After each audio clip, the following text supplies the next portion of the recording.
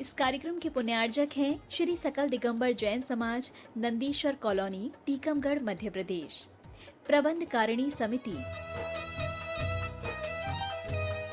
पंच कल्याणक समिति, नंदीश्वर कॉलोनी, टीकमगढ़, मध्य प्रदेश।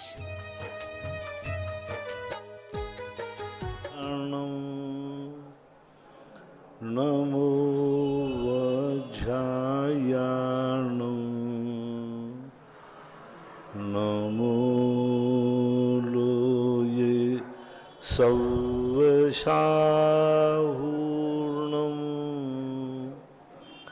पंच परमेष्टि भगवान की जय। आचार्य श्री गुरुवर कुंद कुंद महाराज की जय। आचार्य श्री गुरुवर विद्या सागर महाराज की जय।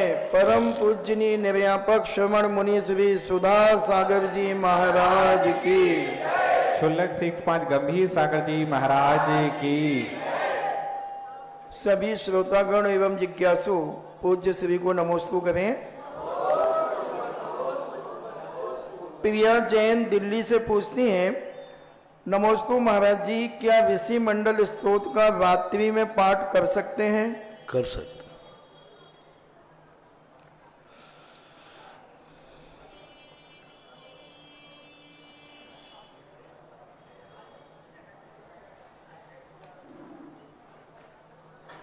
डॉक्टर मगन जैन आष्टा मध्य प्रदेश से पूछते हैं, नमोस्तु गुरुदेव, विग्रह गति में जीव के कौन सी लेस्या होती है? विग्रह गति में 6 लेस्याएं हो सकती। जिस गति में जीव जाता है उस गति की योग्य लेस्याएं लेकर जाता है, इसलिए 6 लेस्याएं विग्रह गति में हो सकती हैं। इंजीनियर पंकज जैन पाटनी 12 राजस्थान से पूछते हैं, नमोस्तु गुरुदेव, आगम शास्त्र और अध्यात्म शास्त्र में क्या अंतर है? 2 दिन पहले प्रश्न था, बता दिया था। दिनेश कुमार जैन राठौर पूछते हैं, नमोस्तु महाराज जी, जरूरत के हिसाब से बाजार हो यह तो समझ में आता है, पर आजकल कंपनियां बाजार के हिसाब से जरूरत ही पैदा कर देती हैं, यह समझ में नहीं आता। जरूरत के हिसाब से खरीदी करते हैं तो वह समझ में आता है, पर प्रायः आजकल बाजार में चीजें देखकर अपनी जरूरतें बढ़ाने लग गए हैं, तो जरूरत के हिसाब से बाजार हो, इसके लिए हमें क्या करना चाहिए? ये बाजार वालों की गलती नहीं है, ये तुम्हारी गलती है कि तुम्हारा मन क्यों ललचाता है। वो तो व्यापारी है, बेचने वाला तो अपनी बात बेचेगा, वो तो जिस तरीके से पैसे कमाने का तरीका है वो करेगा। उपभोक्ता को विवेकवान होना चाहिए। कोई दुकान के पास जाकर कोई कहे कि भाई तुम हमें एक चोखा नारियल देना, तो दुकानदार कहता मैं तो सारे चोखे ही रखे हूँ। और तुम्हें बजा के देखना है कि चोखा कौन सा है। उपभोक्ता की डिमांड बढ़ती है तब कहीं जाकर के दुकान पे माल बढ़ता है। माल बढ़ता है इसलिए नहीं, वो तुम्हारी नीयत जान जाता है दुकानदार कि श्रावक की नीयत क्या है, तदनुसार वो अपने यहाँ माल रखना शुरू कर देता है, ऐसा माना जाए। श्रीमती माधवी जैन बनगांव से पूछती हैं, मेरे आराध्य गुरु के चरणों में बारंबार नमोस्तु महाराज जी, नपुंसक वेद, स्त्री वेद एवं पुरुष वेद के छायक सम्यक दर्शन किन गतियों में रहता है, समाधान दें। छायक सम्यक नपुंसक वेद, स्त्री वेद और पुरुष वेद के जीवों को छायक सम्यक दर्शन किन गतियों में रहता है? नपुंसक सम्यक दर्शन के साथ में नरकों में छायक सम्यक दर्शन रह सकता है, प्रथम पृथ्वी में। स्त्री वेद के साथ किसी भी गति में सम्यक दर्शन नहीं रहता, आगम का निषेध है। चाहे वो बद्यायस्क हो, चाहे कैसे ही हो, किसी भी गति में, चारों गतियों में, 3 गतियों में तो स्त्रियां होती हैं, देवियां, मनुष्यनी, त्रियंचनी, इनके कभी भी छायक सम्यक दर्शन होता ही नहीं है। पुरुष वेद के साथ तीनों गतियों में सम्यक दर्शन छायक रह सकता है। देवों में, त्रियंचों में भी छायक सम्यक दर्शन होगा, लेकिन त्रियंचिनी को नहीं होगा। त्रियंच को हो सकता है, किसी ने आयु का बंद कर लिया तो भोग भूमि में होगा, और मनुष्यों में तो शायद सम्यक दर्शन होता ही है ऐसा। अनीता जैन गुरुवर के चरणों में दीवान नमोस्तु। महाराज जी, पुद्गल का स्वभाव पूरन गलन है, तो फिर नंदीसोदीप आदि में जो अकृत्रिम चैत्यालय हैं वो शाश्वत कैसे रहते हैं? गलन के साथ पूरन भी तो है। जितने परमाणु खिरते हैं उतने परमाणु नए आ जाते हैं।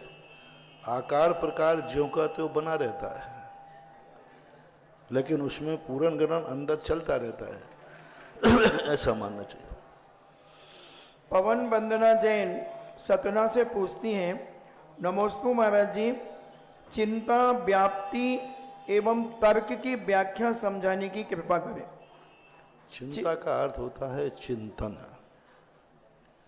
सोच, खोज। मैंने ये चिंतन से खोजा है, तो चिंता शब्द जो चिंतन के अर्थ में बना है, खोज करना, शोध करना, विचार करना। और तर्क का अर्थ होता है अविनाभाव, अव्याप्ति बैठाना। यह है इसलिए यह यहाँ होना चाहिए। पहाड़ पे धुआं दिख रहा है, नियम से यहाँ अग्नि होगी, इसलिए ये पर्वत अग्निमान है। ये हमारा तर्क है। ये पर्वत अग्नि वाला है क्योंकि यहाँ धुआं दिख रहा है। जहाँ जहाँ धुआं है वहाँ वहाँ अग्नि अवश्य, ये तर्क कहलाता है। साधन से साध्य को सिद्ध करके और उसकी सिद्धि करना, ये तर्क कहलाता है। तो चिंता, तर्क और व्याप्ति कहलाती है। यह है तो यह जरूर होना चाहिए, साधन नहीं, हेतु नहीं, क्योंकि नहीं। व्याप्ति में बढ़ता है कि यहाँ व्यक्ति जीव है, इसलिए व्याप्ति है कि ज्ञान दर्शन भी है। तर्क में अनुमान को शामिल किया जाता है, तर्क में हेतु को शामिल किया जाता है, तर्क में साधन को बनाया जाता है। यह ऐसा है क्योंकि इसमें यह पाया जाता है। पानी शीतल होता है क्योंकि उसमें शीतलता पाई जाती है। नींबू खट्टा होता है क्योंकि इसमें खट्टापन रहता है। क्योंकि जहाँ लगा दिया जाए, यह है क्योंकि यह है। यह मोक्ष मार्गी है क्योंकि सम्यक दर्शन ज्ञान चारित्र है।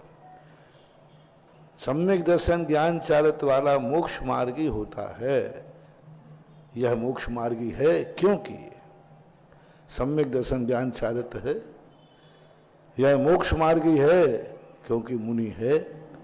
तो ये तर्क कहलाता है। और व्याप्ति कहलाती है, जहाँ जहाँ मुनि होंगे, जहाँ जहाँ सम्यक दर्शन ज्ञान चारित्र होगा, वहाँ वहाँ मुनिपना जरूर होगा। क्योंकि नहीं लगाया। जहाँ जहाँ रत्नत्रय है वहाँ वहाँ मुनिपना जरूर है। ये व्याप्ति है। दोनों वस्तुओं को, यह है तो यह जरूर होगी, इसके बिना यह हो नहीं सकता। ये कहलाती व्याप्ति। और तर्क में क्योंकि लगता है, यह है क्योंकि यह है। और चिंता का अर्थ चिंतन होता है, ऐसा मानना चाहिए। Yashwant Singhai civil line GST officer पूछते हैं, नमोस्तु महाराज जी, मन में निर्मलता बनाए रखने के उपाय बताने की कृपा करें।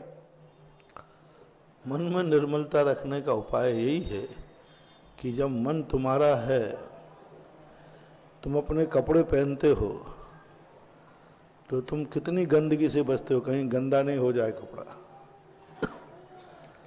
देख के बैठते हो, गंदे स्थान पर नहीं जाते हो। तो जैसा कपड़ा पहनने के बाद व्यक्ति उसके गंदा होने से बचता है, ऐसा ही व्यक्ति मन में हम गंदे विचार नहीं लाएंगे क्योंकि मेरा मन गंदा हो जाएगा। तो तुम्हें एहसास होना चाहिए और अपने आप में एक अभिप्राय होना चाहिए कि मैं मन को पवित्र रखना चाहता हूँ। अब जिन जिन चीजों से पवित्रता खंडित होती है, गंदी होती है, उनसे अपने आप को दूर बचाइए, जैसे कपड़े को बचाते। अजित कुमार जैन, अजित कुमार राजकुमार महाजन जैन औरंगाबाद महाराज से पूछते हैं, नमोस्तु महाराज जी। दीपांशी जैन शामली से पूछती हैं, नमोस्तु महाराज जी, हम लोग तन मन धन एवं पूरी भावना से मंदिरों का निर्माण करते हैं और फिर गवर्नमेंट उन्हें पर्यटक स्थल घोषित करती है, तो इसका कोई समाधान नहीं है क्या? पर्यटक घोषित गवर्नमेंट कभी नहीं करती, तुम लोग करवाते हो। सम्मेश शेखरजी के लिए हुआ नहीं, पहले आप लोगों ने एप्लीकेशन लगाई है, बाद में आपको अकल आई कि अरे मैंने गलती कर दी। सरकार किसी भी स्थान को पर्यटक क्षेत्र घोषित नहीं कर सकती, धार्मिक स्थान को। वो मात्र योजना निकाल सकती है। यदि आपका धार्मिक स्थान है, आपके पास उसके कागजात हैं, आपका निर्णय है कि भाई ये स्थान हमारे अंडर में है, तो गवर्नमेंट नहीं कर सकती। हाँ, आप किसी चीज़ पे आपके पास कोई कागजात नहीं है, फिर भी आप उसको बनाए हैं, तो वो बात अलग है। यदि वैलिड रूप से आपका स्थान है, तो पर्यटक क्षेत्र घोषित नहीं कर सकते। कोई मंदिर को पुरातत्व में नहीं ले सकती, आप लोगों ने दिए हैं। पुरातत्व के अंदर ऐसे ही नहीं है। 1965 के पहले कोई पुरातत्व आदि नहीं थे, फॉरेस्ट आदि नहीं था। उसके बाद जाकर के ये फॉरेस्ट पुरातत्व वगैरह हमने खुद उनको दिया है कि भाई हमारे मंदिर संभालो, हम नहीं संभाल पा रहे। आज हम इसलिए कोई भी विकल्प मत करें, गवर्नमेंट जबरदस्ती किसी को पर्यटन क्षेत्र घोषित नहीं कर सकती। प्रबल जैन चरगवा से पूछते हैं, नमोस्तु महाराज जी, सौधर्म इंद्र के शरीर की अवगाहना 7 हाथ होती है और भगवान वृषभ देव के पिताजी की नाभि राय की ऊंचाई 525 धनुष थी, तो सौधर्म इंद्र कितना बौना लगता होगा वहां पर? सौधर्म बौना नहीं लगता, वो तो जहां जैसा होता है वैसा शरीर बना लेता है। 500 धनुष के सामने आएगा तो वो भी 500 धनुष के मन के आगे मैचिंग करता है। वो तो विक्रिया रिद्धि है, उनको कितनी बड़ी विक्रिया करना। विक्रिया रिद्धि इतनी बड़ी हो सकती है, जमीन से लेकर मेरू पर्वत 1 लाख योजन की। विष्णु कुमार महाराज ने 1 लाख योजन की विक्रिया की थी।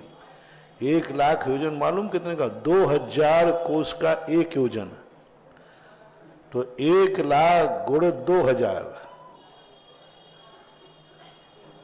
2 का गुणा नहीं करना दूना, 2000 1 लाख का गुणा करो, इतने कोस आएंगे। फिर उसमें दूना कर दो तो मील आ जाएंगे, जितना आप उससे 1.5 कर दो किलोमीटर आ जाएंगे। इतनी लंबी विक्रिया की थी विष्णु कुमार ने। तो वो देवता लोग विक्रिया, अणिमा, महिमा, गरिमा, लघिमा, ये विक्रियाएं उनके पास होती हैं, इसलिए उनको ऐसी दिक्कत नहीं होती। 1 योजन वाला हाथी, 1 लाख योजन लंबा चौड़ा हाथी, ऐरावत हाथी, 1 लाख योजन लंबा चौड़ा। तो अयोध्या तो 12 योजन की थी।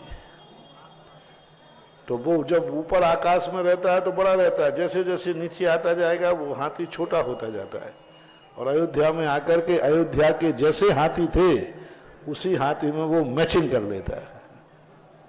अब पिता जैन थांदला से पूछती हैं, नमोस्तु गुरुदेव, कसम खाने और नियम लेने में क्या अंतर है? नियम अलग चीज होती है। सौगंध में किसी की बलि चढ़ाई जाती है, किसी को समर्पित किया जाता है, किसी की साक्षी ली जाती है, और नियम एक संकल्प का नाम है। सौगंध किसी वस्तु को प्रमाणित करने के लिए सौगंध खाते हैं। ये वस्तु प्रमाणिक है, मैंने ऐसा कहा है, मैं सौगंध करता हूं। और नियम का अर्थ होता है संकल्प करना कि मैं यह नियम पालूंगा। अब ऑनलाइन जिज्ञासाओं के पश्चात जिनवाणी चैनल को जिज्ञासा समाधान के माध्यम से लाखों भक्त प्रतिदिन श्रवण करते हैं, उन सभी भक्तों की ओर से और यहाँ उपस्थित जन समुदाय की ओर से जिनवाणी चैनल, आदिनाथ टीवी, सुधा कलश चैनल के माध्यम से देख रहे सभी भक्तों की ओर से गुरुवर के चरणों में नमोस्तु नमोस्तु नमोस्तु। क्षुल्लक श्री गंभीर सागर जी महाराज के चरणों में इच्छामी इच्छामी इच्छामी। जगत पूज निर्यापक श्रवण मुनि पुंग और सुधा सागर जी महाराज को लोग तीर्थोद्धारक कहते हैं, क्योंकि महाराज जी जहां जहां गए और जहां नहीं भी गए उनके आशीर्वाद से अनेक तीर्थ जो जीर्ण शीर्ण हो गए थे उनका विकास हुआ है। कई लोग कहते हैं महाराज जी कि आप जहां पहुंच जाते हो वहां मंदिर टूटते हैं, ऐसा कुछ अज्ञानी विरोधी जनों का कहना है। हाँ, सब लोग हंसने भी लगे, क्योंकि जो जानते नहीं है पूज्य सुधा सागर जी को, जिन्होंने देखा नहीं है और जिन्हें विरोध का इंजेक्शन लगा हुआ है, ऐसे लोग आकर के पहले माज मंदिर आए और कल आकर के कल की स्थिति देख के जाएं, और 5 साल बाद जब माज मंदिर बन जाएगा पत्थर का, फिर स्थिति देख करके जाएं, तो उन्हें पता चलेगा कि सुधा सागर जी महाराज मंदिर को तोड़वाते नहीं है, बल्कि जीर्ण शीर्ण मंदिर को भव्य बनवाते हैं।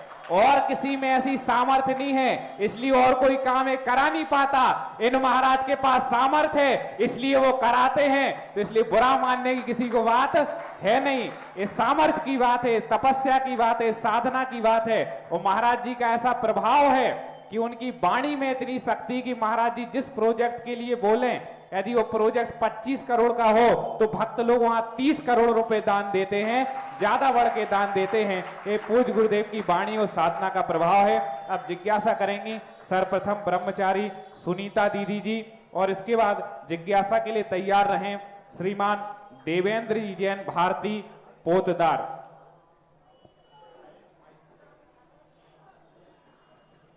सभी उपमाओं से परे पूज्य निर्यापक मुनि श्री जी के चरणों में कोटिसा नमोस्तु। क्षुल्लक गंभीर सागर महाराज जी के चरणों में इच्छामी। महाराज श्री जी, जैन दर्शन के अनुसार निर्माल के अंतर्गत क्या क्या वस्तु आती है, निर्माल के अंतर्गत क्या क्या वस्तु आती है, और अकृत पुण्य ने पूर्व जीवन में ऐसा कौन सा कार्य किया था जिसके गर्भ में आते ही पिता की मृत्यु हो गई, माँ दाने दाने के लिए मोहताज हो गई।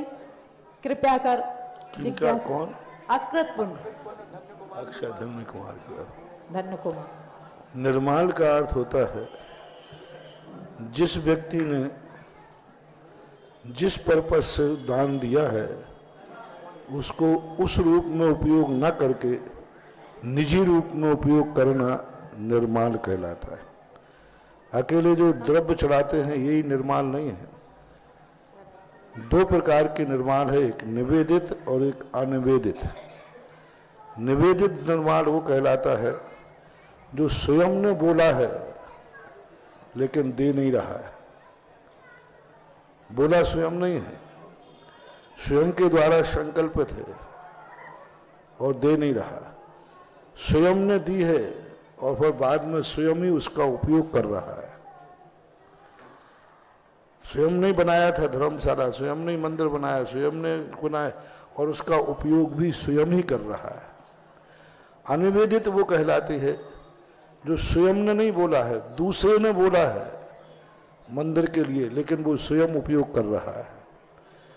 जैनी लोगों में आज वर्तमान में सबसे बड़ा दोष ये है कि वे चावल तो नहीं खाते मंदिर के, क्योंकि ये छोटे मोटे डाकू नहीं है। क्योंकि छोटे मोटे डाकू किसी के पेन, पेंसिल, हाथ, घड़ी ये नहीं चुराते, वो सीधा बड़ी वस्तु पर डाका डालते तिजोरी पर। ऐसे ही जैनी लोग मंदिर के चावल, नारियल, बादाम उठा के नहीं खाते, सीधी सीधी मंदिर के दुकान और मकान डकार जाते हैं। सीधा सीधा सीधी पूरी मैं दुकान डकार जाएंगे, मकान डकार जाएंगे, कब्जा कर लेंगे, और खाली करने के नाम पर तो भगवान ही मालिक है। और उस दुकान से आजीविका चलाते हैं। लेकिन वही दुकान बाजू में किसी की प्राइवेट हो या स्वयं की हो तो 25,000 रुपया, 20,000 रुपया ले, और मंदिर की दुकान का वो खुद 500 रुपया दे रहा है। ये महानिर्माण है, बहुत बड़ा निर्माण है। आज सारे कैसे लोग थे पहले, लोग मंदिरों को इतने बड़े बड़े, यही सी मजार मंदिर का देख लो, बाजार मंदिर का, सब मंदिरों के पास जिस गली में निकलो वहीं कर महाराज जी ये मंदिर का दुकान है, मंदिर की धर्मशाला है, मंदिर का मकान। आज वो मकान करोड़ों करोड़ों के हैं।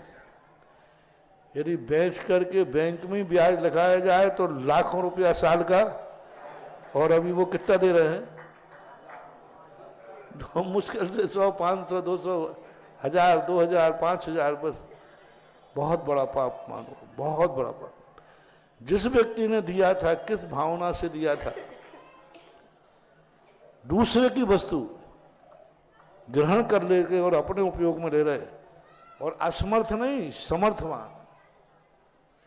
एक व्यक्ति ऐसा असमर्थ है कि भाई वो जाए कहां, है ही नहीं उसके पास कुछ, उसको भी मेरा कहना है फुटपाथ पर हाथ ठेला लगा लेना, लेकिन मंदिर की दुकान लगाकर लेकर के कभी आजीविका मत चला। एक चद्दर बिछाओ, फड़ लगाओ, दिन भर पहुंचो, रात शाम को उठाओ तो चलेगा, कोई बड़ा बाप नहीं। लेकिन मंदिरों की दुकानें लेकर के उन पर मंदिर की कमेटी के मर्जी के विरुद्ध, दातार के विरुद्ध उस दुकान का उपयोग करना, महानुभाव मत सोचो कि आज तुम्हारे पुण्य का उदय है। और कई लोग तो इतने बड़े आदमी हैं कि जिनके मार्केट बन गए, जिन्होंने खरीद के मॉल बना दिए, लेकिन अभी भी मंदिर के मकान दुकान पर कब्जा किए। करोड़पति हैं, कोई कमी नहीं है, फिर भी किए। तीसरे वो हैं जो मंदिर को तो 500 देते हैं और उसी को दूसरे पे किराए पर लगा करके 10,000 में कर देते हैं। ये पाप ऐसा बनता है, मत सोचो कि तुम्हारे अभी पुण्य का उदय है। रावण का पुण्य का बहुत जबरदस्त उदय था, सोने की लंका थी। आज उसके पास रहने को मकान नहीं है, खाने को दाना नहीं। इतना बड़ा आदमी था जिसका कहानी की बात कही, धन्य कुमार थे, हाँ, अक्षय पुण्य वाला। 56 करोड़ की दीनारें थी जिसकी, 56 करोड़। टीकमगढ़ में कोई भी नहीं है इतनी करोड़ का दीनारों कमा रहे। इतना बड़ा आदमी था, लेकिन एक जीव ऐसा आया उस घर में जिसने पूर्व भाव में मंदिर की संपत्ति का उपयोग किया था, मंदिर की संपत्ति अपने कब्जे में रखी थी और करोड़ों का व्यापार था, सब कर रहा था, लेकिन मंदिर पे कब्जा किए थे। ऐसा पुण्य आया कि जन्म होते होते माँ मर गई, पिता मर गए, 56 करोड़ की दीनारें सब विलय को प्राप्त हो गई। और अंत में जब भीख माँ, कोई मजदूरी नहीं देवे, अंत में एक राय कहीं गया तो उनका सेठ जी का एक मुनीम था, वो पहचान गया, अरे तो हमारे सेठ जी का बेटा है। उस मुनीम ने उस बच्चे को एक सोने की गिन्नी दी, वो हाथ पे रखी और वो अंगारा बन गई, उसने फेंक दिया, अंगारा बन गई, फौले पड़ गए। अंत में जाकर के उसको चने की पोटली दी, लेकिन वो भी फट गई, घर तक एक मुट्ठी भर चने ला पाया। अवध ज्ञानी मुनिराज से पूछा कि भगवान ये कैसा पापी जीव आया है, ये कौन सा पापी जीव है जो आज इसकी दशा ऐसी है कि इसके जन्मते ही सब खत्म हो गया। तब मुनिराज ने कहा ये टीकमगढ़ का व्यक्ति है। क्यों? कहानी कोई लंदन वाले की सुनाऊं क्या?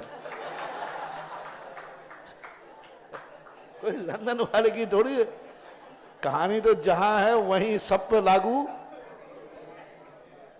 इसने मंदिरों की दुकानों पर कब्जा किया, मंदिरों की दुकानों को अपने अंडर में रखा, मंदिर की संपत्ति को अपने उपयोग में लिया। आज उसकी ये दुर्दशा हो गई। महानुभाव, भीख मांग करके खा लेना, लेकिन मंदिरों की संपत्ति को अपने कब्जे में मत रखना, मत रखना, मत रखना। आज भली तुम्हें अच्छा लग रहा हो, कौन क्या कर लेगा मंदिर का, हम भी तो जैनी हैं, कौन क्या कर लेगा। देखे आए मजाल है किसकी सामने आवे, कोई नहीं आएगा, कोई नहीं कहेगा। लेकिन कर्म के रिमांडर पे जाओगे तो ऐसी दशा लिखेगा, कोई पहुंचने के लिए कोई रूमाल भी नहीं मिलेगा, ये दशा हो जाएगी। इसलिए मेरा तो अपने भक्तों से खास तौर से कहता हूं, फुटपाथ पर दुकान लगा लेना, कभी मंदिरों की संपत्ति को अपने कब्जे में नहीं रखना, अपने उसमें नहीं रखना। कभी यदि मंदिर की संपत्ति लेना ही पड़े तो ईमानदारी बरतना, बाजार में जो रेट है वो भी मजबूरी में लेना, जब बहुत मजबूरी हो।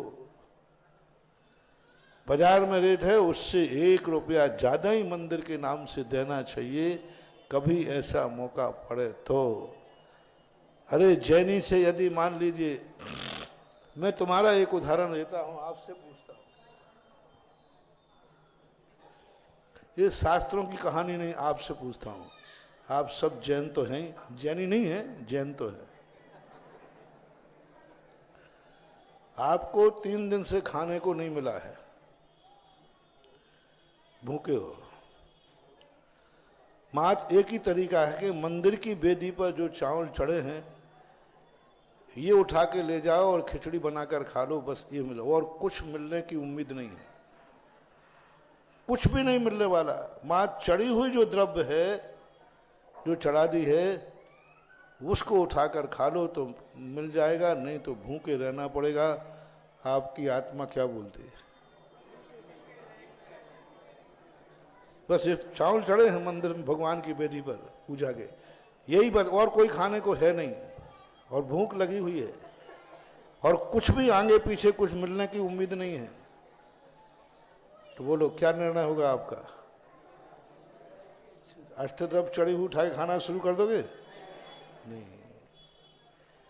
तो फिर यही तो वहां भी निर्माण करना है कि भले हमें रहने को स्थान नहीं है, मकान नहीं है, दुकान नहीं है, मात्र एक मंदिर की दुकान खाली है, मंदिर का मकान खाली है।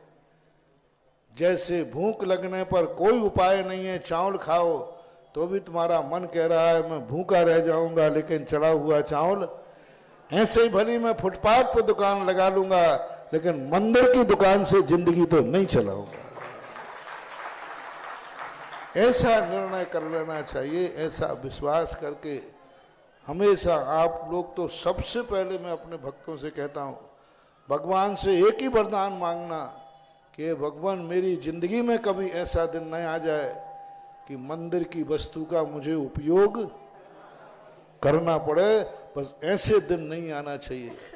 आज तुम्हारी अमीरी, अभी मत सोचो तुम कह रहे पूर्वहर का पुण्य पड़ा है, आज अमीर लोग हैं, बड़े बड़े लोग हैं, लेकिन ये मंदिर का कब्जा आपको बहुत परेशान करेगा, ऐसा शास्त्रों का वर्णन है। जिज्ञासा करें श्री देवेंद्र जी जैन।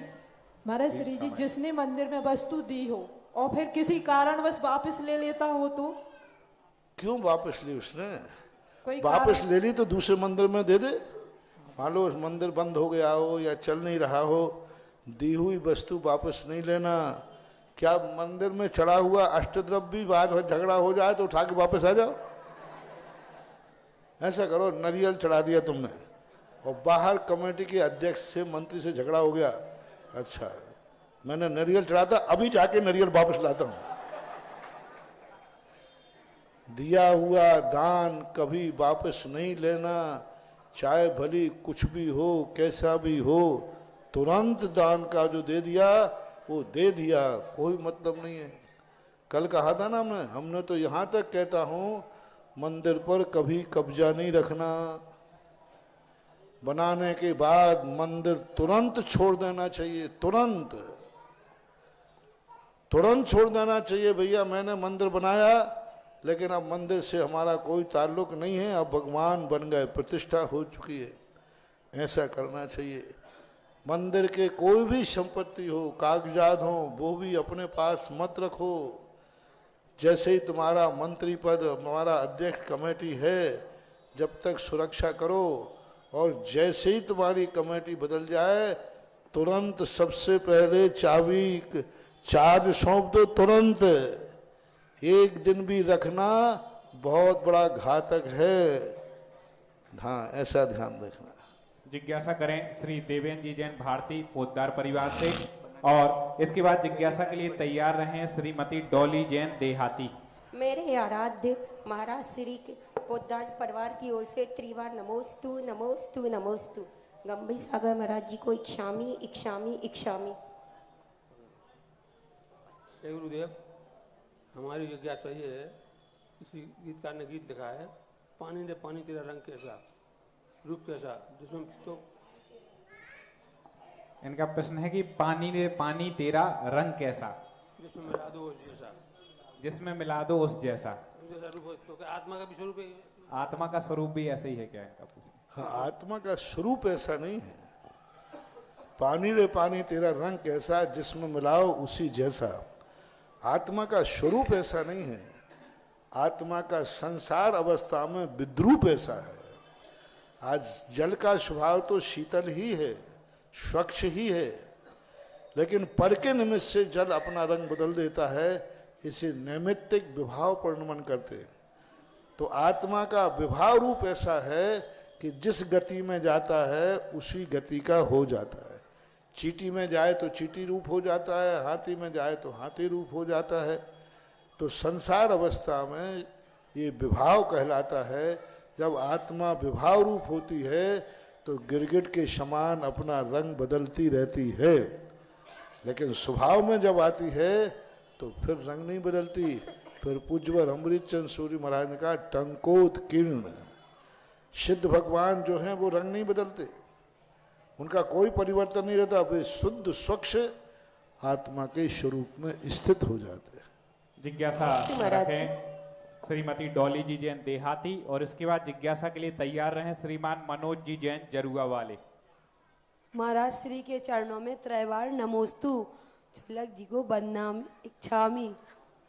महाराज जी, मेरा प्रश्न यह है कि नजर लगना मिथ्यात्व में आता है कि नजर वास्तव में जैन दर्शन के अनुसार होती है? नजर लगना मिथ्यात्व है कि नजर लगती है? मिथ्या तो नहीं है। साइकोलॉजी का एक बहुत बड़ा फर्क पड़ता है। देखो, अभी एकदम कोई कह दे मंदिर में आतंकवादी आ गया, भागो। तुमने देखा क्या? मां सुनने मात्र से पल्स क्यों बढ़ गया, हार्ट क्यों बढ़ गया, घबराहट क्यों बढ़ गई? देखा तो है नहीं। मात्र एक शब्द ने पसीना दिला दिया, शब्द में पल्स बढ़ गई, और दो चार को तो मुंह से ही आ जाएगी। अब ये क्या है? ना तो आतंकवादी आया है ना देखा है, मात्र एक शब्द ने जाकर के। इसी प्रकार मन की और शब्द की वर्गणाएं होती हैं। ये वर्गणाएं यदि अपन किसी के प्रति करते हैं तो वो जाकर के अटैक कर देते हैं। इससे नजर को हम मिथ्यात्व में तो नहीं कहेंगे, लेकिन नजर एक साइकोलॉजी इफेक्ट है, बहुत बड़ा साइकोलॉजी है। मन में यदि साइकोलॉजी बैठ गई तो ये तंत्र विद्या के अंतर्गत आता है, और जो तंत्र विद्या है वो तंत्र से ही जाती है। तो ऐसी स्थिति में अपन मानना चाहिए, मिथ्यात्व तो नहीं मानना, लेकिन नजर सबको ही लग जाती है ऐसा भी मत मानना, लेकिन नहीं लगती है तो भी मत मानना। इसकी कोई दवाई नहीं है, बस मिर्ची ले लो,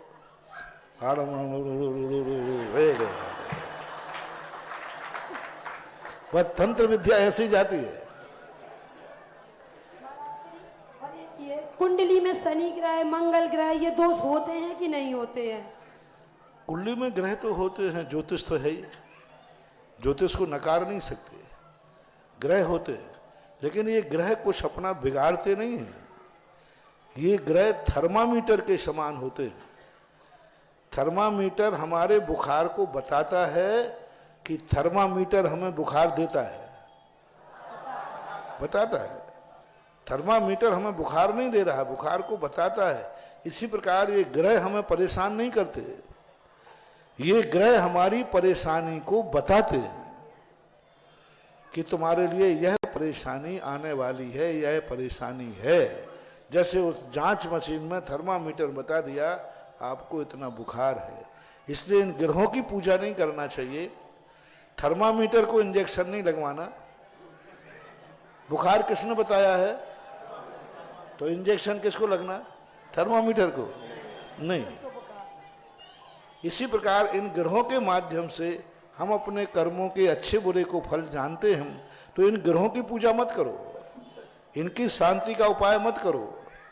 अपने पुण्य को बढ़ाइए और अपने पाप को घटाइए। अपने आप थर्मामीटर फिर बताना बंद कर देगा। नमोस्तु महाराज। जिज्ञासा रखें श्रीमान मनोज जी जैन जरुआ वाले। इसके बाद जिज्ञासा के लिए तैयार रहे धैर्य जैन टीकमगढ़। परम पूज्य निर्यापक मुनि श्री के चरणों में बारंबार नमोस्तु नमोस्तु। पूज्य क्षुल्लक श्री के चरणों में इच्छामी इच्छामी। मेरी महाराज श्री ये जिज्ञासा है कि मैं अभी तक ना किसी समाज के पद पर रहा ना कमेटी में रहा, लेकिन आपके आशीर्वाद से मुझे परम शिरोमणि बनने का सौभाग्य मिला है। तो मेरा क्या इसके प्रति क्या कर्तव्य है और इसका क्या महत्व है? ये मेरी घबराहट भी है और जिज्ञासा भी है। दो प्रकार के पद होते हैं। एक पद लिए जाते हैं,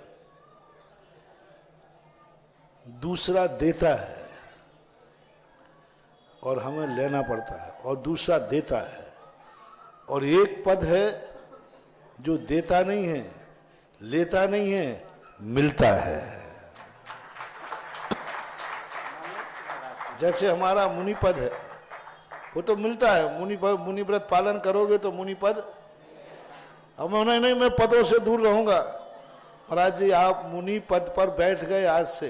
नहीं, अब मैं पद पर नहीं बैठूंगा। अरे भाई तुम पद पर नहीं बैठोगे, बिना पद के मुनि कैसे कहलाओगे? मुनि हो तो मुनि पद भी।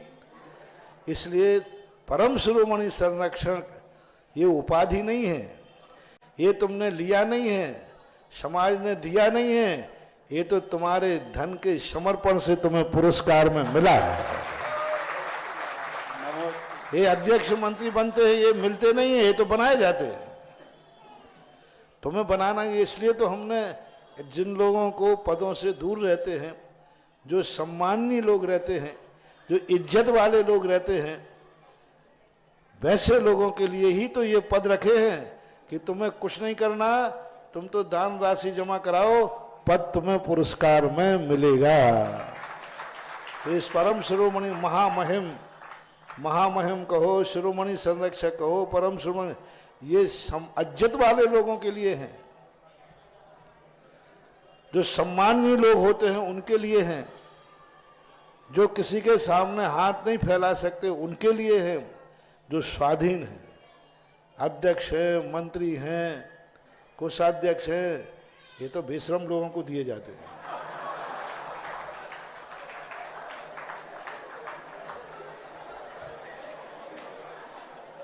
ये तो उनको कहते मिले माए।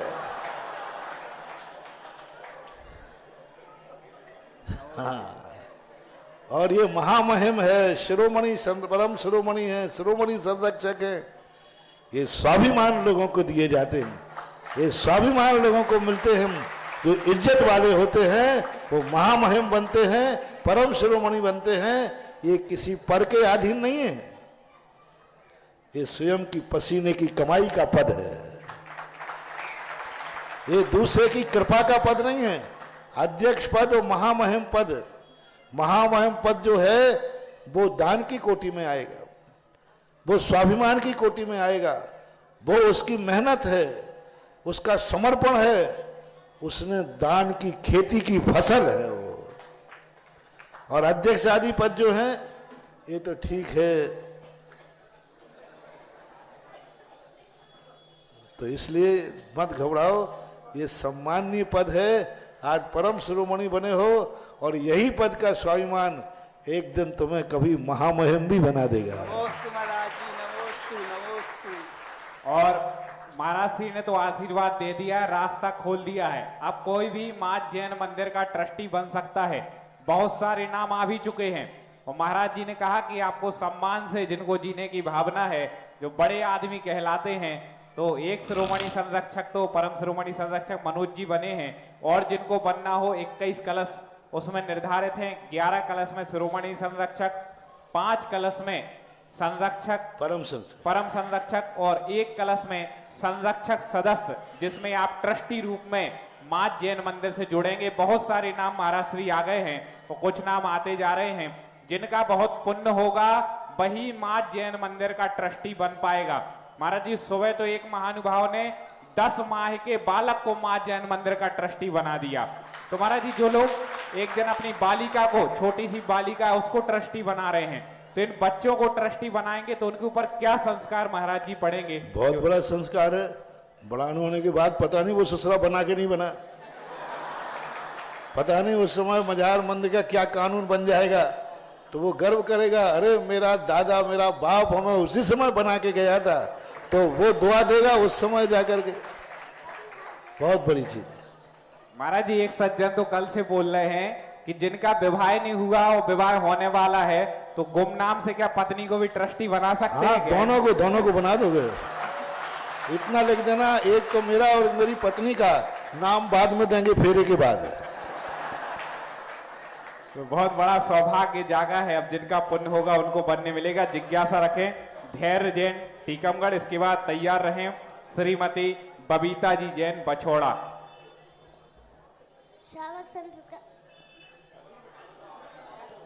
श्रावक संस्कार शिविर प्रणेता तीर्थ चक्रवर्ती मणिपुंगा श्री 108 सुरा सागर जी महाराज के चरणों में कोटि कोटि बार कोटिशा नमोस्तु नमोस्तु नमोस्तु। चुल्लक श्री 108 गंभीर सागर जी के चरणों में बारंबार इच्छामी इच्छामी इच्छामी। मुनिषी मेरी जिज्ञासा है कि ये घट यात्रा क्या होती है जो विधान और पंच कल्याण के पहले निकाली जाती है? घट यात्रा का तो हमने स्वरूप जिस समय घट यात्रा निकली थी वो बताया था, किसी भगवान के पंचकरण का एक मंगल करना, शगुन करना, और जो अपने आराध्य के कार्यों का सगुन करता है उसके जीवन में सगुन ही सगुन होते हैं, ऐसा। जिज्ञासा रखें श्रीमती बबीता जी जैन बछोड़ा और इसके बाद तैयार रहें श्रीमान विनोद जी जैन भेलसी, श्री संदेश बुखारिया जी। एक जिज्ञासा रखेंगे दोनों मिलकर के। मुनिश्री के पावन चरणों में मेरा सविनय नमोस्तु। छुल्लक जी के चरणों में इच्छामी। मुनिवर मेरा प्रश्न श्री 1008 श्री शांतिनाथ विधान से है।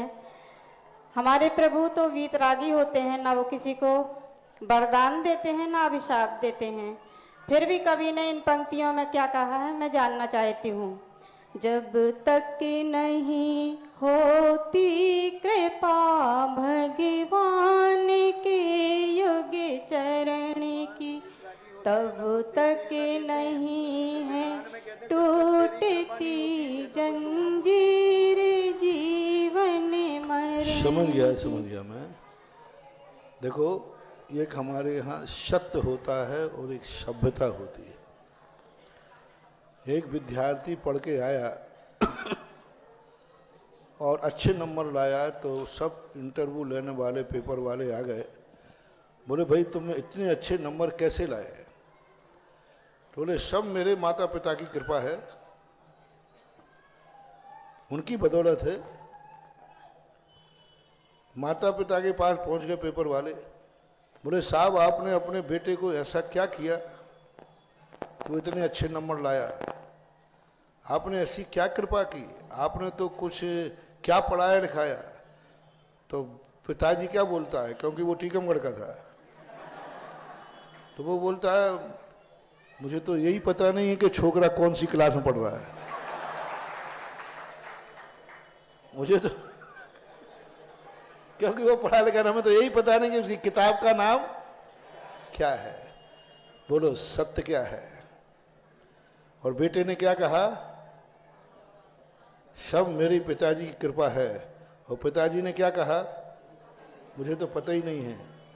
बोलो बच्चे को इतना झूठ बोलना चाहिए, ये झूठ बोलना उसका ठीक है या गलत है? जोर से बोलो। बस और जब चारों तरफ सुना, पिताजी को मालूम भी नहीं है कि बेटा कौन सी किताब पढ़ रहा है, और बेटा कह रहा है कि वाह क्या बात है, सब आपकी कृपा है, ये सभ्यता है, सत्यता नहीं है, ये सभ्यता है। इसी प्रकार भगवान ने कुछ दिया नहीं, भगवान ने कुछ किया नहीं, और भक्त कहता है सब प्रभु कृपा है। ये सभ्यता है, और इसी सभ्यता का नाम भक्ति है, और इसी सभ्यता से पुण्य का बंध होता है, और यही सभ्यता सारे जगत में। तो ये ध्यान रखना, अच्छे कार्यों के लिए अपने बड़ों पर टाल देना, यही भक्ति कहलाती है, यही श्रद्धा कहलाती है। अब ये गलत कार्य मत कर देना। हाँ, ऐसा भी हुआ उसी में, तो सारे लोग कहते वाह क्या बेटा है, क्या बेटा है, देखो सब पिताजी के ऊपर छोड़ रहा है, सब पिताजी के ऊपर छोड़ रहा है, सब पिताजी की कृपा है। सब दूसरा दोस्त था वो फेल हो गया था, तो उसने ज्यादा तो सुना नहीं गाड़ी पिछाड़ी, उसने कहा ये बोल दो सब पिताजी की कृपा है तो हमारी भी प्रशंसा होगी, पिताजी भी खुश हो जाएंगे, सब मोहल्ला खुश हो जाएगा। तो वो घर पहुंच गया, घर पहुंचते वो फेल हुआ था। बोले बेटा क्या हुआ रिजल्ट का? बोले फेल हो गया। बोले कैसे? सब पिताजी की कृपा है।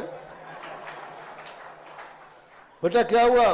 पापा सब आपकी कृपा है। पापा ने उठाया डंडा, मेरी कृपा है, फेल मर गया साल भर फीस दे दे करके। बोलो दोनों में क्या अंतर है? और ये दोनों प्रकार के लोग आप लोगों के बीच में हैं। जब काम आपका बिगड़ जाता है ना, कहते अरे भैया भगवान की अभी कृपा दृष्टि नहीं है। नहीं, हम जिस कार्य में फेल हो जाएं वो विफल होने का श्रेय अपने ऊपर लो। बड़ों की इसमें कोई गलती नहीं, मेरी गलती है, मैंने पढ़ा नहीं। और जब सफल हो जाओ तो श्रेय अपने से बड़ों को दो। यही सभ्यता है, यही भक्ति है। जिज्ञासा रखें श्रीमान विनोद जी जैन भेलसी, और इसके बाद तैयार रहें संघर्ष बड़कुल।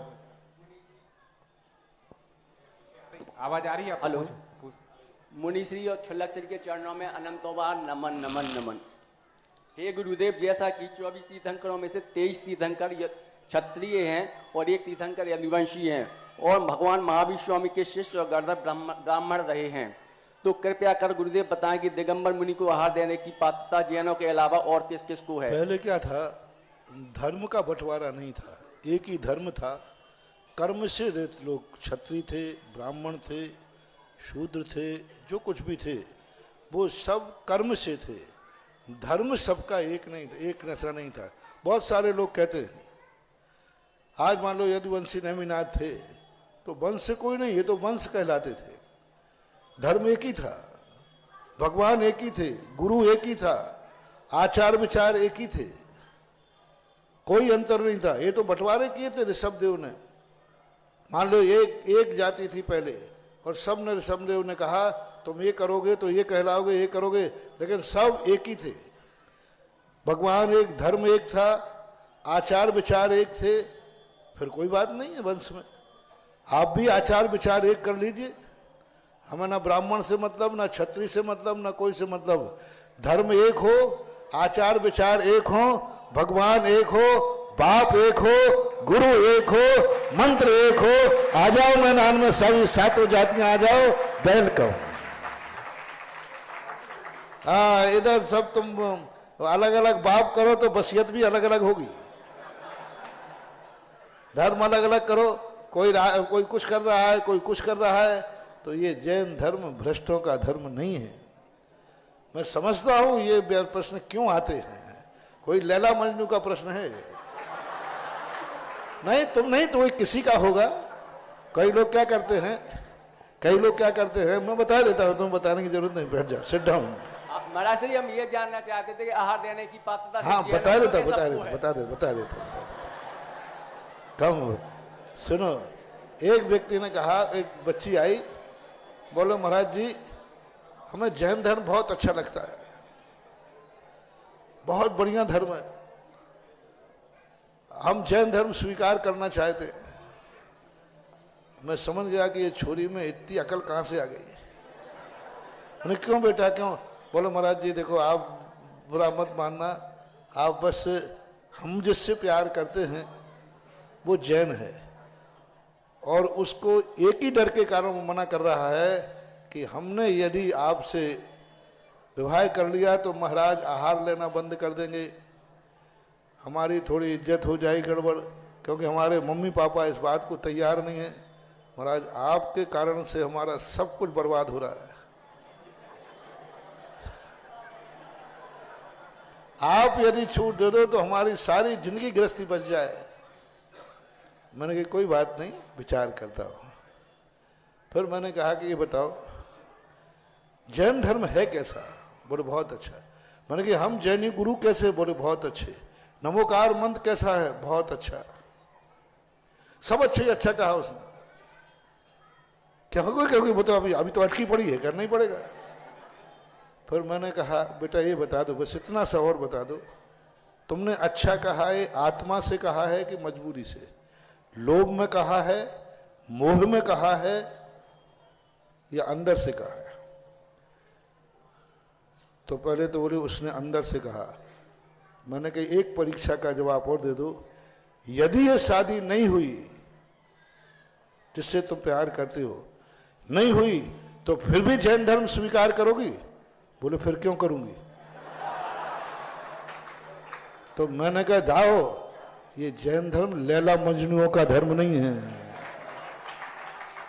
जैन धर्म आत्मा का धर्म है, आत्मा में से प्रकट होता है। चाहे शादी होवे या नहीं होवे, मैं स्वीकार करना है तो करना है। तो आज ऐसे सब धर्म हो गए। अरे आपको यदि अच्छा लगा था तो फर्स्ट टाइम जब आपके बच्चे बच्ची ने किसी अदर कास्ट में शादी करने का भाव तुम्हें पता चला, पहले दिन पता चला कि बच्चा कहीं बच्ची कहीं अदर कास्ट से लव करती है, पहली या सुनते ही समय आपको कैसा लगा था? जवाब दो मुझे। पहले ही सुनते पूछ रहा हूं, रोटी मुंह में नहीं गई थी, पूरे घर की आंखों में आंसू थे। क्या हो गया है? क्या हो गया? इसका अर्थ है कि आत्मा ने तो यही कह दिया ये गलत हुआ है, फिर मजबूरी का नाम महात्मा गांधी।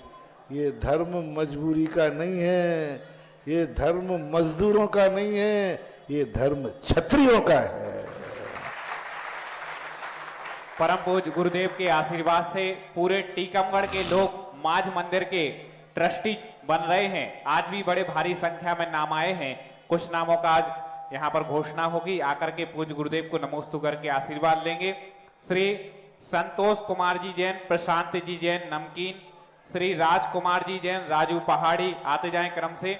श्री संजीव जी जैन भदौरा पप्पू भाई, श्री संजय जैन कल्लू अंचल, श्री सुनील जैन गुड्डू कारी, श्री शशांक सिद्धार्थ चौधरी, श्री अनिल जैन चंदूलाज, श्री पवन कुमार जी जैन मिठिया, श्रीमती शशि प्रभा जैन होंडा। जो लोग उपस्थित हो शीघ्रता से आते जाएं। श्री राजेश जैन कारी भूरे भाई, श्री अभिषेक जैन गुड़ावाले, श्री शिवम जैन गुड़ावाले, श्री देवेंद्र जैन, श्री नरेंद्र कुमार जी जैन सुनवाहा, श्री अक्षय जैन सुरेंद्र कुमार जैन, श्री अखिलेश जी जैन सतभैया, श्री असीम जैन सतभैया, श्रीमती सविता जी वैद्य, श्री पवन कुमार जी जैन सतभैया, श्रीमती हेमलता जी जैन खिरिया वाले, श्री अलका मुकेश कुमार जैन खुरई। और भी बहुत सारे नाम हैं जिनकी अब घोषणा कल होगी। क्रम से ऐसे कुछ कुछ नामों की घोषणा होती जाएगी और जिन्होंने नाम नहीं लिखाए हो वो अपने नाम लिखा दें और परिवार के साथ आए और पूज्य गुरुदेव का मंगल आशीष प्राप्त करें। ये संरक्षक सदस्य जो एक कलश की राशि वाले हैं उनके नामों की घोषणा हुई और भी जिनको अपने नाम देने हो कल उनके नाम की घोषणा हो जाएगी। जिज्ञासा रखें, संघर्ष बड़कुल और इसके बाद तैयार रहें जिज्ञासा के लिए। श्रीमती अंजलि जैन मस्तापुर। मुनिश्री निर्यापक पुंगव श्री सुधा सागर जी महाराज के चरणों में त्रिकाल बार नमोस्तु नमोस्तु नमोस्तु। श्री गंभीर सागर जी महाराज के त्रिकालवार इच्छामि इच्छामि इच्छामि। महाराज जी, मेरी जिज्ञासा यह है, जो समाज के काम में आगे आके काम करते हैं, उनको समाज ही के लोग उनको खींचते क्यों हैं, और वो दिखावा ऐसा करते हैं कि वे बहुत काम कर रहे हैं समाज के लिए, वह बिल्कुल काम नहीं करते हैं। इनके लिए क्या परिणाम होंगे? देखो क्या होता है, काम करने वाले को ये मान के चलना चाहिए कि आगे आने वाले को कभी लड्डू नहीं मिलते, पत्थर ही मिलते। पर भगवान की दृष्टि में, गुरु की दृष्टि में और आत्मा की दृष्टि में हमेशा अच्छे बने रहो और दुनिया की फिक्र मत करो, यही नीति है। और वे लोग जो ऐसा करते हैं वो इसलिए करते हैं क्योंकि वो नहीं चाहते हैं कि ये श्रेय किसी को जावे। कई लोग ऐसा करते हैं क्योंकि वो काम स्वयं नहीं कर पाए तो उनको ईर्ष्या होती है कि ये कर लेगा तो इसका नाम होगा, तो उसको वो पीछे कहते हैं। एक बार विदेश कुछ केकड़े निर्यात हो रहे थे, तो वो पहुंचे, सब केकड़े, सब डिब्बा पैक थे, सील थे। एक डिब्बा खुला हुआ था, वो केकड़े टीकमगढ़ के आसपास से पकड़े गए थे। तो पायलट ने कहा, बोले साहब सारे डिब्बे तो बंद हैं, ये डिब्बा खुला हुआ है, इसका ढक्कन लगा दीजिए। तो वहाँ का व्यक्ति कहता है, टीकमगढ़ का, बोले साहब ढक्कन की कोई ज़रूरत नहीं है। तो ये केकड़े भाग जाएंगे? बोले एक भागने वाला नहीं है, एक जैसे ऊपर को चढ़ेगा दूसरा टांग खींच लेगा, ले जाओ, और चले गए। तो ये केकड़े के नेचर वाले कुछ लोग जिज्ञासा नमोस्तु रखें। गुरुदेव, नमोस्तु। हाँ, जिज्ञासा श्रीमती अंजलि जी एन मस्तापुर। उसके बाद जिज्ञासा के लिए तैयार रहे पंडित सुलील जी शास्त्री टीकमगढ़।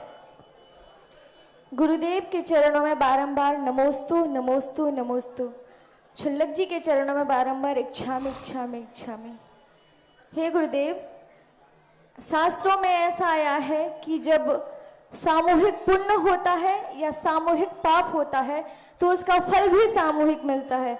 गुरुदेव, हम टीकमगढ़ वालों का सामूहिक पुण्य सामने आ रहा है कि गुरुदेव आपकी कृपा हम लोगों पर बरस रही है। हे गुरुदेव, दो पंक्तियां सिर्फ पहले बोलना चाहती हूँ। जिज्ञासा नहीं, जिज्ञासा ही करी तुम तो, पंक्ति नहीं, जिज्ञासा कर। गुरुदेव, मेरी जिज्ञासा ये है कि जैसे हम लोग भोजन करते हैं तो शांति से भोजन करते हैं, कोई शोर शराबा ना हो, ऐसे बिल्कुल शांति से भोजन करते हैं। और गुरुदेव, जो बड़े महाराज जी आते हैं तो इतना शोर होता है, जैसे आजर्सी के आहार होते हैं, इतना शोरगुल होता है, तो कैसे वो आहार लेते हैं और उनकी कैसे समता भाव रहते होंगे उस समय? उस शोरगुल में शायद एक नंबर तो तुम्हारा भी होगा।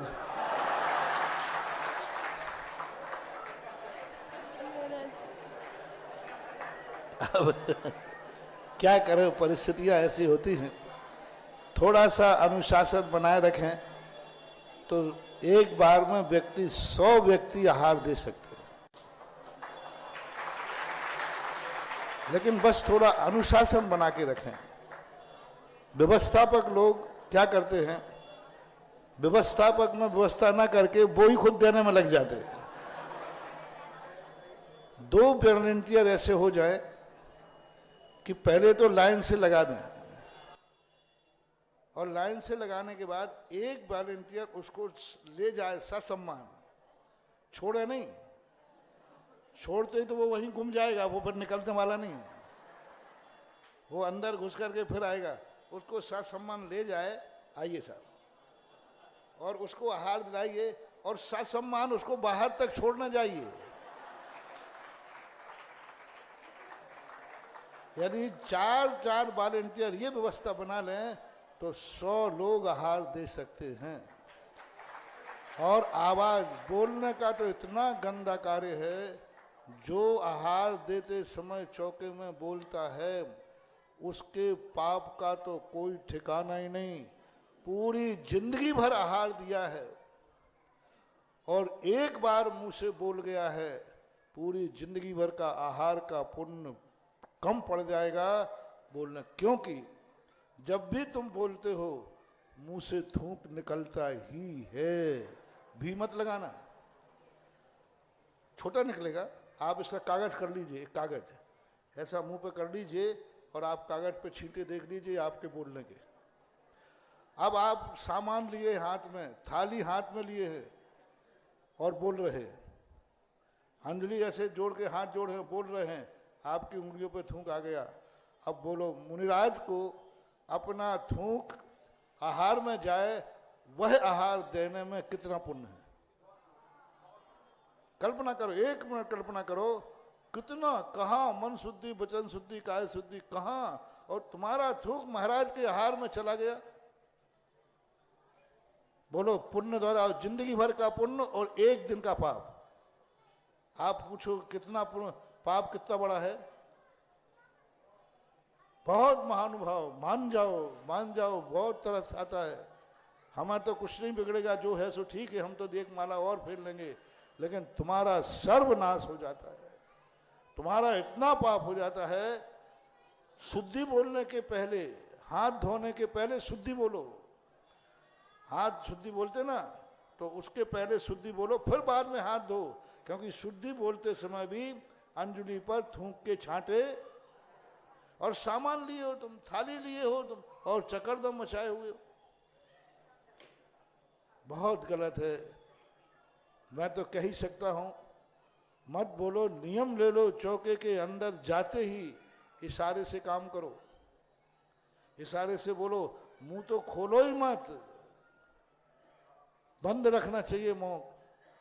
भगवान का अभिषेक करते समय और मुनिराज को आहार देते समय ये 2 मौन नियम से होना ही चाहिए। उधर भगवान का अभिषेक करते जा रहे हो, उधर बोलते जा रहे हो, भगवान के ऊपर मुंह के थूक का छींटा उतरना। अब आप खुद कल्पना कर लो, इससे बड़ा पाप और क्या होगा। मन शुद्धि, वचन शुद्धि, काय शुद्धि बोलने के बाद फिर हाथ धो। आपके हाथ में कोई सामान नहीं होना चाहिए उस समय, और शुद्धि बोलने के बाद फिर हाथ धो, फिर आहार देना चाहिए। ये है, अब मान लो तो मान लो, नहीं तो मान जाओ, मान जाओ, गुरुदेव मास्क लगा के मान जाओ, मान जाओ, नहीं तो फिर बोल दूं, मान जाओ, नहीं तो भाड़ में जाओ। और क्या करूं, बताओ क्या करूं भाई। अब हमारे बीच में माज मंदिर के, अब एक जिज्ञासा रखें बस। मास्क लगा के आ सकते हैं क्या? मास्क का पूछ रहे नहीं, मास्क जो है, मास्क जो परिस्थिति बस लगाना अलग चीज है, लेकिन वैसे लगाने में सम्मूर्छन जीवों की उत्पत्ति होती है। लोग पर्दा ऐसा लगाने में, कई लोग पूछते महाराज जी मुंह बंद करने, तो नहीं करना है, क्योंकि आध घंटे 1 घंटे तक आपका मुंह बंद रहेगा तो इसकी जो गर्म भाप निकलेगी और वो थूक होगा, वो कपड़े पे लगेगा, और कपड़े में सम्मूर्छन जीवों की उत्पत्ति हो जाएगी, और वे सम्मूर्छन जीव जो होंगे त्रस होंगे, और वे त्रस फिर तुम्हारे मुंह में जाएंगे तो तुम्हारे लिए हिंसा का दोष लगेगा। ये जो अभी मास्क चला था कोरोना में, ये इसके लिए नहीं चला था, ये तो वायरस से बचने के लिए चला था। लेकिन मुंह पट्टी स्थायी रूप से कर ली जाए, नहीं, उसमें सम्मूर्छन जीव उत्पन्न होंगे और वो और महाहिंसा होगी। अरे काय को एक पट्टी लगा रहे, थोड़ा सा मन ही ले लो ना। अब हमारे बीच में माज मंदिर के सबसे छोटी उम्र के ट्रस्टी अक्षय जैन उपस्थित हैं, 10 माह के, आशीर्वाद लेंगे। हाँ, और अब जिज्ञासा करेंगे पंडित सुनील जी जैन शास्त्री। हाँ बेटा, बड़ा बन के अध्यक्ष बनना। जिज्ञासा करें पंडित सुनील जी जैन शास्त्री, इसके बाद तैयार रहें कुमारी आर्याध्या जैन दरबारी। मुनिश्री के चरणों में नमोस्तु, चुल्लक जी के चरणों में इच्छामी। महाराज श्री, एक पहाड़ी पर चंद्र प्रभु दिगंबर जैन मंदिर स्थित है, और वहां पर अब जीर्णोद्धार का कार्य चल रहा था। काम करने के लिए बाहर के मिस्त्री लोग जब आए और वहां की धर्मशाला में उनको ठहराया गया, तो रात्रि में जैसे 8 बजे तो तो वहाँ से वो दौड़ लगाकर उनको भागना पड़ा, वो वहाँ रुक नहीं पाए। ऐसे कोई भी अगर आता है वहाँ व्यवस्था रुकने की कर दी जाए तो कोई रुक नहीं पाता है, आवाज़ें आती हैं तरह तरह की और भाग जाती। यदि साधु संतों का समागम होता है और रुकते हैं तो कोई दिक्कत नहीं होती है। तो ऐसा क्यों होता है महाराज श्री? संत समागम जो होते हैं, संत सावधानी पूर्वक सोते हैं। संत सोते हुए भी जागते हैं, उनकी जागृत अवस्था रहती है, वे तत्व दृष्टि से सोचे हैं, विवेक पूर्वक सोचे हैं। तुम लोगों का तो कोई भरोसा नहीं है, कहो पैर पूरब में करके सोए हो और उठो तो कहो वो पश्चिम में मिले। तो वहाँ क्या है कि तुम मंदिरों में आदि में ऐसे कई बार होते हैं, कोई अशुद्ध आदि स्थिति में बन जाते हैं, तो उस समय कई देव लोग भ्रमण करते रहते हैं। देवता भी कृत्रिम चैत्यालयों की वंदना करने भी कभी कभी आते हैं। अकृत्रिम की तो करते हैं, कृत्रिम की भी करते हैं, और कभी ऐसी स्थिति होती है तो देख लेते हैं, वो उनको विकल्प आ जाता है। और मुनिराज तो घर ही मंदिर ही है उनका। हमारे लिए तो आवासीय मंदिर बताया है। स्त्रीयते चा जनागारे ग्रामादिषु विशेषता कालौ कले बने वासे वर्जते मुनि सत्यमयी स्त्रीयते च जनागारे ग्रामादिषु विशेषता। पंचम काल के मुनि जंगल में न रहें, आदेश है पंचम काल में वनवास में रहने का निषेध कर। कलौ काले वने वर्जते मुनि सत्यमयी। सच्चे मुनियों ने, गुरुओं ने पंचम काल के मुनियों को जंगल में रहने का मना किया है। आदेश वर्जते मुनि सत्यमयी, वर्जते यानी निषेध है। फिर कहाँ रहें? स्त्रीयते चा जिनागारे ग्रामादिषु विशेषता। जो जिनागार यानी जिनेन्द्र भगवान के मंदिर हैं, धर्मशाला हैं, शून्यागार हैं, ग्राम आदि में इनमें निवास करें। तो साधुओं के तो स्थान ही वही हैं, क्योंकि वो सावधानी पूर्वक शयन करते। जिज्ञासा रखें कुमारी आराध्या जैन, माइक पहले से ले लिया करें। इसके बाद जिज्ञासा के लिए तैयार रहें श्री अभिनंदन जी चतुर्वेदी टीकमगढ़। महाराज जी के चरणों में बारंबार नमोस्तु नमोस्तु नमोस्तु। छुल्लक जी के चरणों में बारंबार नमोस्तु। इच्छामी इच्छामी इच्छामी। गुरुवर, मेरी जिज्ञासा है कि मैं बहुत पढ़ती हूँ पर मेरा मन ही नहीं लगता, मेरी शंका का समाधान करें। पढ़ते तो मन तो नहीं लगता, लेकिन तेरा मन खेलने कूदने में ज्यादा लगता है। तो खेलोगे कूदोगे बनोगे खराब, पढ़ोगे लिखोगे बनोगे नवाब। अच्छी तरह पढ़ो, मन लगा के पढ़ो, संकल्प करके पढ़ो कि मैं इतना पढ़ने के बाद ही भोजन करूंगी, मैं इतना याद करने के बाद ही शयन करूंगी। संकल्प लेकर के पढ़ोगे तो याद हो जाएगा। जिज्ञासा रखें श्री अभिनंदन जी चतुर्वेदी टीकमगढ़। इसके बाद जिज्ञासा रखेंगे SK जी जैन पुष्पा स्कूल। महाराज जी के चरणों में सत सत नमन वंदन। मुझे एक जिज्ञासा है प्रभु। मैं करीब 70 वर्ष का हो गया हूँ, लेकिन करीब 20-25 वर्ष पहले मैंने एक भूसे के ढेर में आग लगाई थी। भूसे के ढेर में आग लगाई थी तो उसमें आज मुझे ऐसा एहसास होता है कि असंख्य जीव उसमें मर गए होंगे। तो इस बात का मुझे आज भी प्रायश्चित है कि आखिर मैंने ऐसा क्यों किया। तो महाराज जी से आज मैं निवेदन कर रहा हूं कि आखिर उसका क्या हल है। कोई फल तो कभी अच्छा हो ही नहीं सकता। प्रायश्चित के मैं प्रायश्चित लेना चाहते हैं, चतुर्वेदी जी हैं। प्रायश्चित जो है सार्वजनिक नहीं दिया जाता। अच्छा, उसके लिए आपको अलग बता दिया जाएगा। जी ठीक। दूसरा प्रभु, नियोग आपने यहाँ पे मंदिर में, मतलब वहाँ पे आपने जो ये प्रवचन हो रहे थे जहाँ पंच कल्याण चल रहा था, तो आपने नियोग शब्द कहा था। नियोग मुझे समझ में नहीं आया था।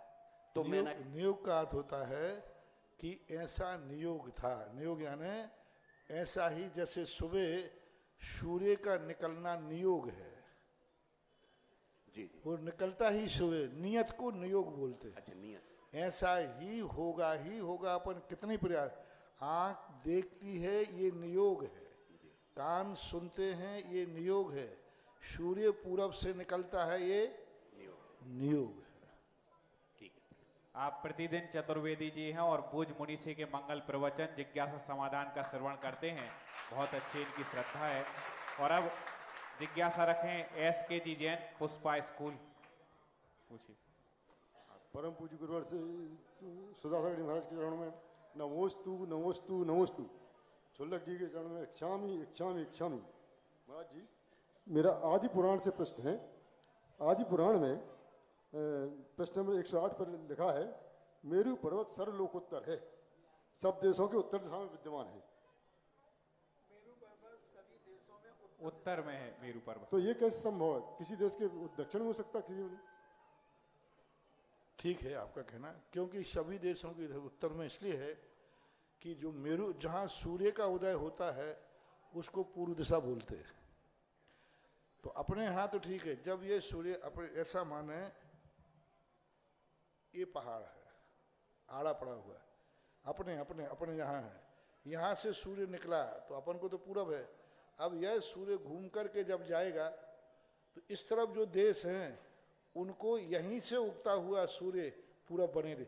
उनकी पूरब दिशा ये हुई, हमारी पूरब दिशा ये हुई, तो उनको अपन को निकलेगा यहाँ से सूर्य, उनका निकलेगा यहाँ से सूर्य। इसलिए इन सूर्य उदय के कारण से पूर्व उत्तर दक्षिण पश्चिम दिशा का विभाजन हो जाता है। इसलिए सभी देशों में यहाँ के 3 देश जो हैं, 3 क्षेत्र जो हैं, भरत, हेमवत, हरिवर्ष आदि, ये जो हैं विधेय क्षेत्र के पहले इनका पूरब दिशा ये है, उत्तर दिशा में है। और ऐरावत आदि जो हैं उनकी पूरब दिशा बिल्कुल उल्टी होती है, इसलिए वो उत्तर में ही आ जाता है, ऐसा माना जाए। और अब यहाँ प्रश्न पे आया है, उपद, यहाँ तो उपद मानी है और अगो अयोग बाह पर्यंत, इसका अर्थ क्या है? उपद मानिए अयोग बाह पर्यंत, जो व्याकरण में नहीं आता, उपद मानिए अयोग बाह। उपदवाणी शब्द जो ये होते हैं ये व्याकरण के हैं, शब्दों की संज्ञाएं होती हैं। जैसे वहाँ धुट संज्ञा है, घुट संज्ञा है, उपदवाणी, ऐसी प्रकार से व्याकरण, संस्कृत व्याकरण के शब्दों की ये टाइटल है, संज्ञा है। हमारे बीच में सहारनपुर जैन समाज के लोग उपस्थित हैं, आए आकर के गुरुदेव का आशीर्वाद लें। अब सौभाग्य प्राप्त होगा जगत पूर्ण निर्यापक श्रवण मुनि पुंगौसी सुधा सागर जी महाराज की महाआरती करने का। कौन होगा आज का ऐसा पुण्यशाली पुण्यात्मा जीव जो पूज्य गुरुदेव की महाआरती करेगा? 5151 रुपए। अब इसके आगे बोलना है तो सरकारी है। 7171 रुपए, 11111। आप दोनों एक ही हैं? ठीक, हाँ, नहीं दोनों भी लगा सकते हैं, बोली जिसको मिलेगी, कोई बात नहीं। 11111 रुपए जगत पूर्ण निर्यापक श्रवण मुनि पुंगव सुधा सागर जी महाराज की महाआरती करने का परम सौभाग्य। 11111 रुपए एक। कौन होगा आज का बड़भागी पुण्यात्मा जिन्हें जगत पूज्य गुरुदेव की मंगल दीपकों के साथ महाआरती करने का परम सौभाग्य प्राप्त होगा? 15,515। सौभाग्यशाली पुण्यात्मा जीव को सौभाग्य मिलेगा। अब किसका भाग्य जगने वाला है वो देखते हैं। 15,515 कौन होगा आज का पुण्यशाली जीव? 15,515। इसके आगे भाव बनाइएगा, मौका आपको मिल सकता है। कितना? 21, हाँ 21,221। 21,221 रुपए जगत पूज्य निर्यापक श्रवण मुनि पुंगव सुधा सागर जी महाराज की महाआरती करने का परम सौभाग्य। 21,221 रुपए एक, 21,221 रुपए दो। सौभाग्य छूट रहा है, मन बना लीजिएगा। 21,221 रुपए ढाई, 2.99, 21,221 रुपए 3। ये सौभाग्य प्राप्त किया, आ जाइएगा, नाम बता दीजिएगा। और देखें, प्रतिदिन प्रातः काल की बेला में जगत पूज्य गुरुदेव जिनके चरणों को देवता भी पूजते हैं, ऐसे निर्यापक श्रवण मुनि पुंगव सुधा सागर जी महाराज के पाद प्रक्षालन का भी सौभाग्य मिलता है। जिनको भी करना हो वो हमसे या कमेटी के लोगों से संपर्क करके और अपना नाम पहले से बुक कर लें, और कल प्रातः ठीक 8 बजे के पहले यहाँ पर उपस्थित हो जाए परिवार, और पूज्य गुरुदेव के चरण प्रक्षालन का और श्राविकाओं को उनके परिवार के साथ भेंट करने का सौभाग्य प्राप्त होगा। आ जाइएगा, शीघ्रता से आ जाए। श्रीमान संतोष जी चौधरी, शशांक जी चौधरी, मंदिर बड़ा मंत्री, बड़ा मंदिर, चौधरी मंदिर, आ जाइएगा और आरती ले लें परिवार के जन। और आकर के पूज्य गुरुदेव की सभी लोग, जितने भी लोग उपस्थित हैं, आरती करेंगे। और इसके बाद छुल्लक सिंह गंभीर सागर जी महाराज के मंगल प्रवचनों का लाभ सभी को प्राप्त होगा। चौधरी परिवार के सभी लोग आ जाएं। चौधरी परिवार के इनके जो भी रिश्तेदार परिवारजन हो आ जाएं।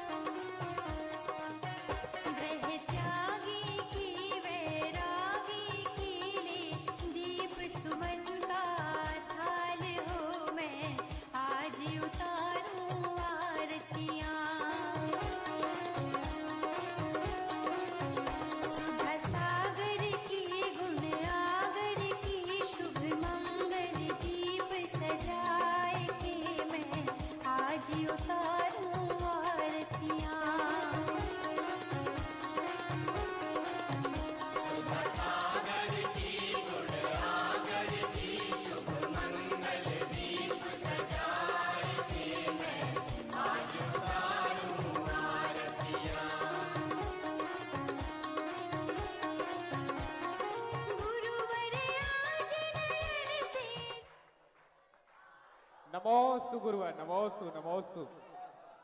बोले जगत पूर्ण। इस कार्यक्रम के पुण्यार्जक थे श्री सकल दिगंबर जैन समाज, नंदीश्वर कॉलोनी, टीकमगढ़, मध्य प्रदेश। प्रबंध कारिणी समिति, पंच कल्याणक समिति, नंदीश्वर कॉलोनी, टीकमगढ़, मध्य प्रदेश।